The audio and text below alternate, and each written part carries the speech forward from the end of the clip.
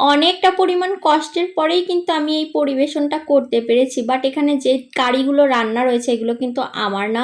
Just আমি এই পরোটা এবং ডিম পোস্টটা করেছিলাম। বিকজ আমার হাসব্যান্ড আজকে বিকাল বাসায় এসেছে। তাই আমি ভাবলাম তাকে নাস্তায় আজকে কিছু দেই। তো যেই ভাবা সেই কাজ, আমি পরোটা বানাতে চলে গেলাম।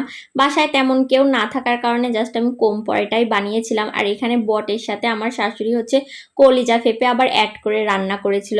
যাই হোক, আনাড়ি হাতের পরোটা দেখতে কেমন হয়েছে জানি না। আমি কিন্তু অনেক সুন্দর করার চেষ্টা করেছিলাম, বাট এই দিক দিয়ে ওই দিক দিয়ে বেরিয়ে গেছে। কিন্তু ভাজাটা কিন্তু আমি অনেক সুন্দর করেছি। বরাবরই কিন্তু আমি রুটি এবং পরোটা ভালো ছেঁকতে পারি, কিন্তু বলতে পারি না। আমার শাশুড়ি সবসময় বলে দিত, আমি আসলে ছেঁকে দিতাম, বাট আমার শাশুড়ি থেকে ছেঁকাটা হয়ে গেলেও বলাটা শিখা এখনো হয়নি। যথেষ্ট বলা শেখার চেষ্টা করেছি, বাট শিখতে পারিনি। এখানে দেখো পরোটার ফার্স্ট পার্ট কিন্তু আমি ভালোই করেছিলাম, দেখতে কিন্তু মনে হচ্ছে একদম পারফেক্ট। বাট বলতে গিয়ে এদিক ওদিক হয়ে গিয়েছে। আর আমার হাজব্যান্ড না থাকার কারণে ভিডিওটা করতে একটু কষ্ট হয়েছে। আমার হাজব্যান্ড এসেই ঘুমিয়ে পড়েছিল, তা আমি ওর ঘুমটা আর না ভাঙিয়েই ওকে হচ্ছে সবকিছু বানিয়ে সারপ্রাইজ করে দিয়েছি। তারপরে ও উঠে দেখে খুবই খুশি হয়ে গিয়েছে। আজকের মতো এটুকুই। Thanks for watching guys. আল্লাহ হাফেজ। আসসালামু আলাইকুম।